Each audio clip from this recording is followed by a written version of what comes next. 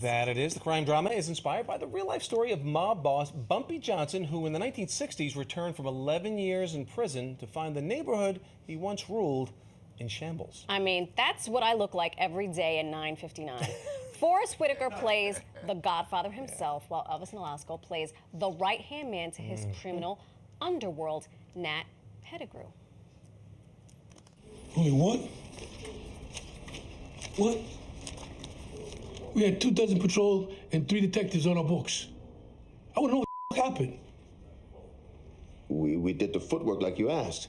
And these cops we've known for years barely even willing to talk to us. Whoever got to our cops either put the fear of God in them or is paying them a whole lot more.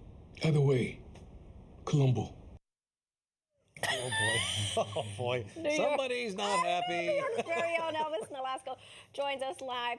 Buenos dias. Thank you for Welcome. joining us. Gracias por tenerme. Buenos días. Good morning to everybody. Your hair is very versatile. Oh. It was, when we saw that shot, it was in a little bit of a bend, and now you go, oh, natural. That is Barbara Roman. She is the head hairstylist on the show. So she keeps it real. She keeps it real. Press and curl. Right. Well, we were all talking a little bit beforehand that we're all New Yorkers. Now, you are a native New Yorker, correct? Yes. So what's it been like, this experience, number one, living in New York, and then playing into some of the history of New York? It's been an amazing journey. I'm definitely grateful to be, a native New Yorker from the Upper West Side, and then Harlem, and then Washington Heights. Uptown. Yeah. So, and then being part of the Godfather of Harlem, and just being able to witness Harlem, especially 125th Street, throughout the years, and how things have changed, and how we still are able to hold some of that essence from, the 80s and the 90s. I often ask people if they remember Franco Boulevard. Franco Boulevard. Yeah, all up and down 125th Street. Right. Every single store had the gate, and it had artwork from this artist named Franco Boulevard. And as a kid, it was just wonderful to walk up and down 125th Street and see all the different artwork from Franco Boulevard. Well, fast forward to now. Our show is called New York Living. You're a native New Yorker. Yes. What are some things that you love about this city that's unlike any other city? That's a beautiful question. I love just walking. I'm in Washington Heights, so I got on the A train. From the A train, I got on the M42 across town.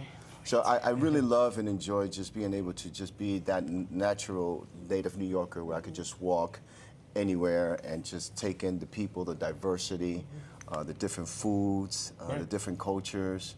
And, New York definitely offers you, I like to say that it's the city of gratitude. Because you're able to witness so much in New York, from the homelessness all the way to the arts, to the diversity, the different foods, the different cultures. Sports. Right. Yeah. All of it. Yeah. All of Now, it. you have a Dominican background, so the Heights, the restaurants, the Dominican food. Oh, my God. That's Now even this gringo knows that. Oh, It's yeah. amazing. Forget about the Heights. Just growing up in a Dominican household, Puerto Rican household, we got the pasteles, arroz con pollo, mangú, sancocho. Sancocho, I know. See, all stuff I know now because my fiance is Puerto Rican. He's Boricua adjacent. Oh, well. So now I know this. Now when you speak this right. food language, I definitely know that. All right. That's important. There you go. Now you play Nat Pettigrew. Yes. Okay. The sidekick, I guess, to Bumpy. Yes. What kind of research did you do on these characters, these personalities, the real life characters? Yeah, real life characters. Nat Pettigrew definitely was someone who was here in Harlem in the 50s and 60s. And as far as any research that I was able to find through the amazing channel of Google. Yeah, the Google machine. The we Google refer to machine. it as the Google machine, I was only able to find a picture, one image of Nat Pettigrew. Wow. But information as far as, what his background was, what he did, and of course we're dealing with the underworld when it comes to Elvis Bumpy Johnson and his core group of friends, affiliates. There's not much that you can find on these people. He was I wonder why. that under. So then to that point, how much creative license do you take? Because I feel like we're all native New Yorkers. We've seen the seedy underbelly. Sure. You were just talking about the dichotomy of seeing, poverty versus success. How much creative license do you take in creating a character where you don't have a lot of information. Basis. Yeah. Yeah. That's a good question. I, from the very beginning, thanks to our showrunner, executive producer, Chris Brancato and Paul Eckstein, Marquand Smith, and Forrest Whitaker himself, along with Nina Yan Jovi, I was able to be given some creative freedom. The image that I found on Nat Pettigrew, his hair was nowhere near that. That was my idea. I said to Chris, I was like, listen, we're in the 60s. Yeah. We have, Relaxers are in vogue. Yes. Relax my hair. Right. We have these wonderful musicians like James Brown and Chuck Berry, and they used to have these press and curl conked hair. So my hair was long at the time. We did a test drive, and Chris Brancato loved it. And even the style of Nat Pettigrew with all the cardigan sweaters and the image and the look was part of the creative license. And you will see in the next episode, episode 5, that if you're very friendly and knowledgeable when it comes to pasteles and arroz con pollo, Dios mío. you're going to see a different side of Nat Pettigrew that I think. He's up in here making pasteles? I don't, he's cooking something. A lot of work, those pasteles. I don't know. He's cooking something, so Need you'll an have assembly line. you'll have to tune in to see what it is that Nat Pettigrew is cooking in episode 5. Now, I was in New York in the 60s, very young, but I never knew of a Harlem mob in the 60s. So this is kind of, for me, a little bit of a history lesson. What do you want people watching this, the takeaway? I mean, the takeaway, I think, when we look at America and American history, we not just have the Polish gangs, the Greek gangs, the Italian gangs. You also had the Dominicans, the Puerto Ricans. It's just part of the American fiber. I say that very loosely and respectfully.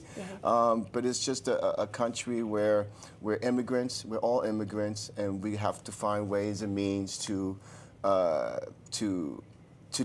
do what we have to do. Right. In order to survive. In order to survive, right? Exactly. Like, I grew up in an area in the Upper West Side where the nicest grandma was a numbers runner. Right. Right. Right. The bolitas were playing in the botanica and the That's grocery it. store. Yeah. And it was not looked upon as you were doing Right. something illegal or wrong. Right. So in the times of Elworth Bumpy Johnson, he came up in that numbers rack world, and then slowly segued into the other heroin As and often drugs can world. happen, But yeah. to see that he was a man that lived this underworld, but today you can find people that are in their 70s, 80s that can tell you that they went to school because of Elwood Bumpy Johnson. He paid a lot of college for a lot of Right. people. He paid a lot of rent. And that's not to say, like this guy, but Right. There's always both There's sides. there's always two both sides of the sides. coin. So we illustrate a lot of that in the show, and it's just been an amazing Elvis, season. Thanks so much for your time. Really So appreciate good it. to see you. Yeah, great to meet you. That Yes. went pretty fast. Didn't it? It's You can television. stick around if you want. You can talk more, but you can We'll watch. all exchange pastela recipes, right? I like that one. You can watch new episodes of Godfather of Harlem every Sunday on MGM Plus.